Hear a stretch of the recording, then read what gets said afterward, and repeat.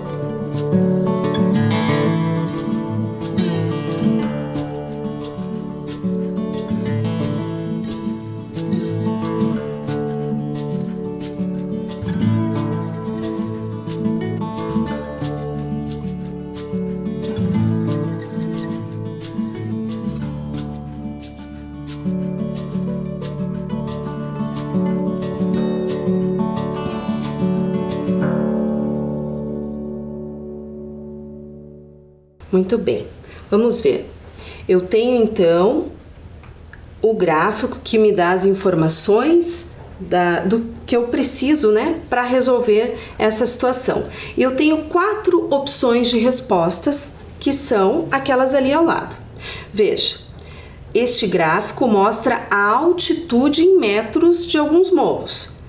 Tudo bem.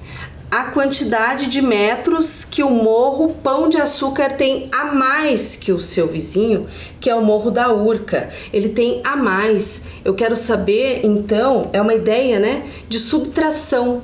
Então, o que nós precisamos fazer? Eu vou ter que anotar, então, qual é a altura do Morro do Pão de Açúcar, que é o maior, e vou fazer a subtração da altura do Morro da Urca. Fazendo essa subtração, então, acompanhe comigo. Nas unidades 6 menos 0, 6, dezenas 9 menos 2, 7, centenas 3 menos 2, 1. Ao todo, então, quanto é que ele tem a mais do que o outro morro? 176 metros. E nós tínhamos essa opção? Tínhamos. Era a primeira opção. Então, essa seria a resposta correta dessa proposta número 2, certo?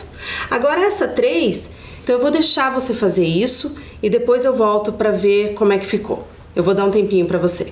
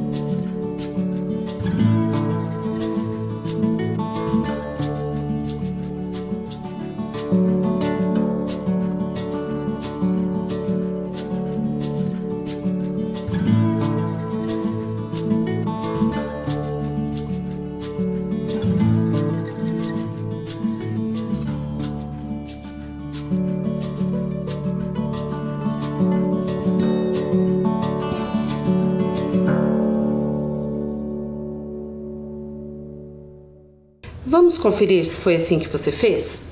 Bem, então eu vou fazer a leitura do enunciado, vou retirar os dados e nós vamos então escolher uma estratégia para a resolução. Veja, quando o Pedro nasceu, ele media 56 centímetros. Hoje, aos 11 anos, sua altura é de 1,55 m. Eu queria que você reparasse nisso. Você viu que eu coloquei esse M logo em seguida da medida? Porque se refere à unidade inteira. Então, ele tem 1 metro inteiro e mais 55. Qual é a unidade menor que o metro? São os centímetros. Então, eu entendo que isso aqui é 1,55 m, certo? Agora, eu quero saber quantos centímetros ele cresceu até agora? Bem, então, o que eu fiz? Eu sei que 1 metro tem 100 centímetros, né? Nós vimos no começo da aula, essa é a nossa unidade padrão. Eu sei que esse metro aqui, se eu fizer, né, as divisões, se eu dividir em 100 partes, eu terei 100 centímetros. Dentro de 1 metro cabem 100 centímetros. Então, eu fiz o seguinte, como eu tinha essa unidade de medida aqui em centímetros, eu também precisava, para fazer a subtração, porque é o que eu vou fazer, a minha operação, né, escolhida é a subtração, porque eu quero saber quanto foi que ele cresceu, qual é a diferença, né? Diferença, olha a palavra importante na matemática. Quando eu falo diferença, eu estou me referindo, né, à subtração. Mas essa unidade está em centímetros. Então, para que eu possa fazer essa operação, a outra unidade também tem que estar em centímetros. Então, eu fiz isso. Eu transformei 1 metro inteiro e 55 centímetros, tudo em centímetros. Se eu sei que 1 metro tem 100, mais os 55, óbvio que são 155 centímetros. Aí sim eu tenho condições de fazer a subtração. Veja o que aconteceu. Quando eu fui fazer a subtração das unidades, eu vi que não era possível, porque se eu tenho 5 unidades, eu não tenho como subtrair 6. Portanto, eu fiz uma troca. Eu tirei uma dezena, fiquei só com 4. E essa dezena, então, ela se transforma em 10 unidades. Como eu já tinha 5, então eu tenho agora 15 unidades. Aí eu posso, né, tirar 6, que eu consigo ainda ficar com 9. Nas dezenas, o que aconteceu, né? Como eu fiz a transformação aqui, eu fiquei só com 4 dezenas, não era possível tirar 5, né? Não tinha como subtrair. Então, eu tive que fazer uma outra troca. O que eu fiz? Aquela centena que eu tinha aqui, fiquei sem nenhuma. Aí, eu transformei em 10 dezenas. Como eu já tinha 4, então eu fico com 14 dezenas. Aí, é possível fazer a subtração. 14 menos 5, 9. E daí, a gente chega à conclusão de que ele cresceu quase 1 metro, porque ele cresceu 99 centímetros desde que ele nasceu até agora que ele tem 11 anos, tá? E a gente sabe, né, que se 1 metro tem 100 centímetros, 99 centímetros é praticamente 1 metro. É como se ele tivesse crescido quase 1 metro até agora. Tenho outra proposta para você. Veja, vamos analisar a situação abaixo. Acompanhe comigo, por favor. José é caminhoneiro e ele faz viagens pelo Brasil. Amanhã ele sairá de Curitiba com destino a Belo Horizonte, fazendo uma escala em São Paulo. A distância entre Curitiba e São Paulo é de 399 quilômetros e a distância de São Paulo a Belo Horizonte é 591 quilômetros. Quantos quilômetros aproximadamente ele percorrerá? Mais do que 1.000 ou menos do que 1.000? Então vamos pensar um pouquinho nisso. Eu quero saber se ele vai percorrer mais do que 1.000 ou menos do que 1.000. Você reparou que essas medidas a gente tem condições de aproximar? 399 é aproximadamente 400. Então, beleza, eu peguei uma medida exata, aproximei. O 591 é quase 600. Então, se nós pensarmos que quase 400 com quase 600, 4, 6, 10, 400, 600, 1.000. É um pouquinho menos, né? Então, essa pergunta aqui a gente já respondeu, né? Mais do que 1.000 ou menos do que 1.000? Pouco menos do que 1.000. Agora, e se precisássemos saber a distância exata percorrida por José nessa viagem? Aí nós teríamos que ter, né, retirando os dados da situação problema, eu vou anotar então a distância de Curitiba a São Paulo e a distância de São Paulo a Belo Horizonte. Aí nós temos, né, como fazer esse cálculo exato. E é isso que eu gostaria que você fizesse agora. Que você pegasse seu caderno, essa é a nossa situação 3, anotasse a distância dessas cidades e visse qual é a distância exata que ele vai percorrer. Eu vou dar um tempo para você resolver, a gente já confere o resultado.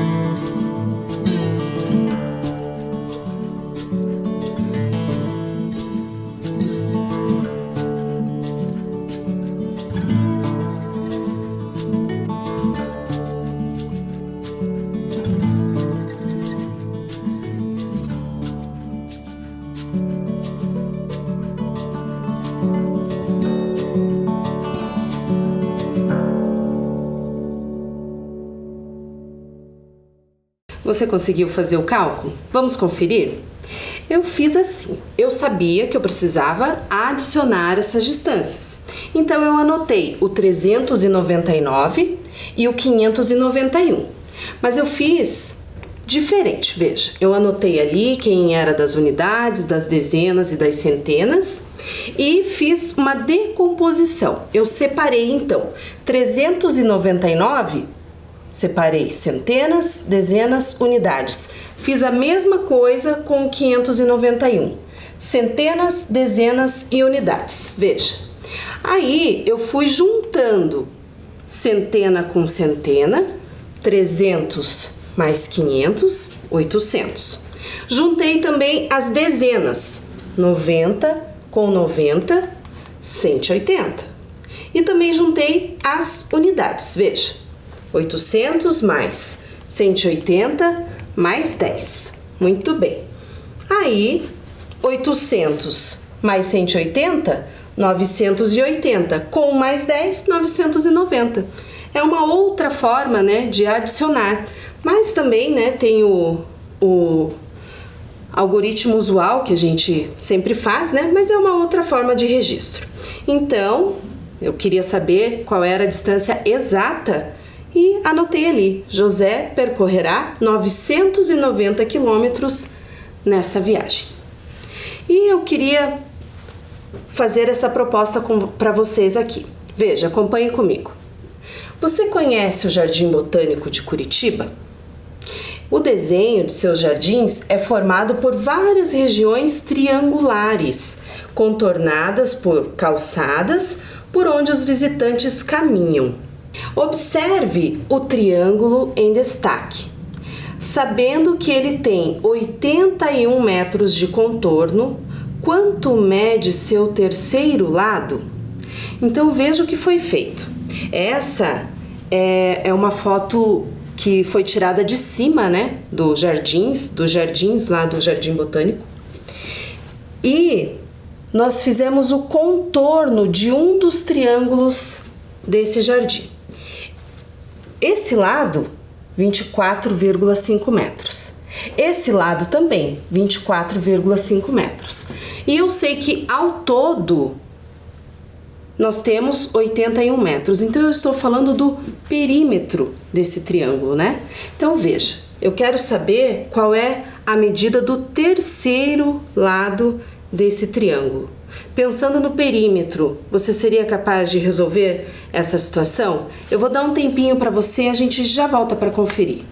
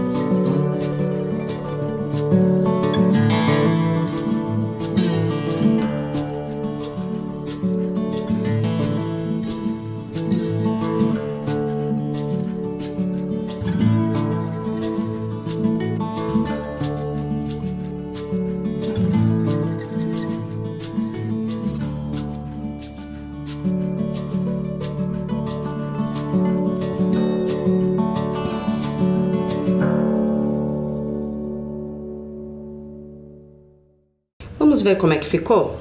Veja como foi que eu resolvi. Eu organizei as informações que eu tinha naquela situação. Então, os lados do triângulo medem.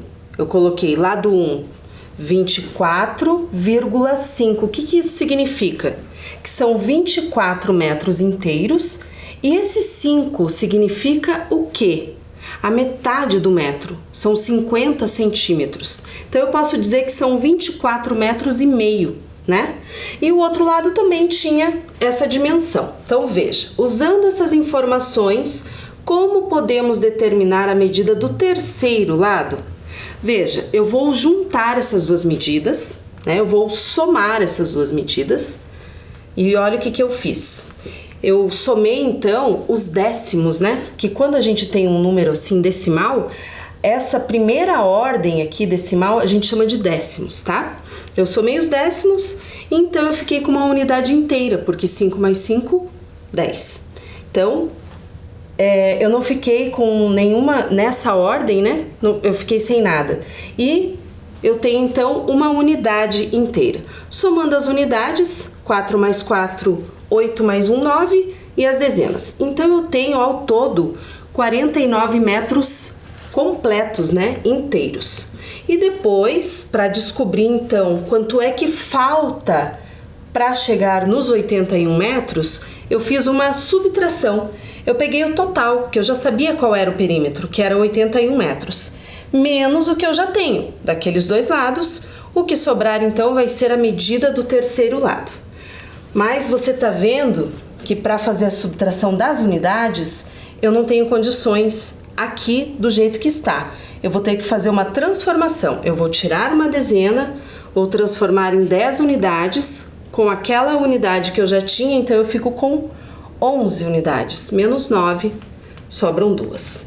E depois, veja, como eu fiz a transformação de uma dezena, eu fiquei com 7, né? E 7 menos 4, 32. Então eu acabei de descobrir que a medida que faltava daquele triângulo eram de 32 metros. Conseguiu fazer? Foi assim que você fez? Então tá, então confere lá. Agora, nessa situação, a gente vai ter que prestar bastante atenção. Acompanhe comigo. Uma moldura de madeira é composta por dois quadrados. Então, repare na figura que nós temos um quadrado interno, esse que está aqui dentro, e temos um quadrado externo. Então, é composta por dois quadrados. E no espaço entre os quadrados foram dispostos círculos de madeira idênticos e tangentes aos quadrados entre si, como mostra a figura. Veja, então nós temos círculos dispostos entre os quadrados. Muito bem. E aqui eu já tenho uma medida, isso aqui é importante, né? A gente observar. Ok. Sabendo que o lado do quadrado externo tem 8 décimos de metro, é assim que a gente lê, 8 décimos, né? Que a primeira ordem decimal é dos décimos. Então, eu já sei qual é a medida. E eu preciso saber, então, olha, que está pedindo nessa proposta, determine a medida do lado do quadrado interno e o seu perímetro em centímetros. Então você veja, eu tenho aqui a medida do lado do quadrado externo, mas nesta proposta eu preciso descobrir qual é a medida do lado do quadrado interno e o seu perímetro. Então, o que foi que eu pensei? Como é que eu vou começar essa estratégia de resolução? Já que eu preciso do perímetro do quadrado interno. Veja, primeira coisa que eu fiz, eu vou transformar essa medida do quadrado externo em centímetros. Veja que eu não tenho nenhum metro inteiro dessa vez, né? Eu tenho esse 8 décimos, então eu posso considerar como 80 centímetros. Então, pensando que essa medida aqui, que é 8 décimos de metro, é a mesma coisa que 80 centímetros, no que a gente pode pensar para começar a descobrir qual é o lado desse quadrado interno. Eu vou dar um tempinho para você pensar e registrar o que você pensou.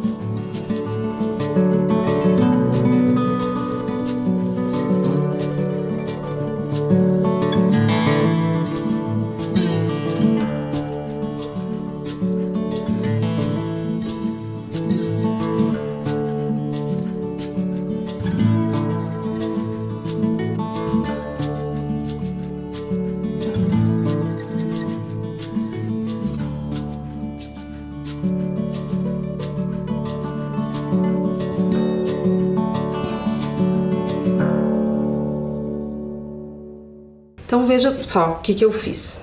Eu transformei 0,8 de metro em centímetros. Isso eu já tinha dado a dica. Muito bem. Aí o que eu pensei em fazer? Se aqui eu tenho 80 centímetros e 5 círculos, então eu dividi esse 80 em 5.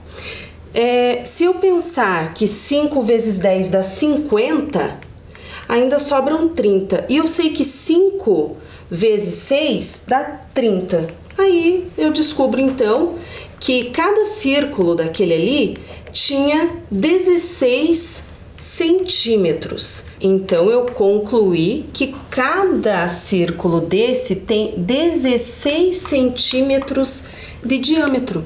Isso é importante para a resolução. Veja, se eu tenho 16 de diâmetro em cada círculo, o que eu posso pensar?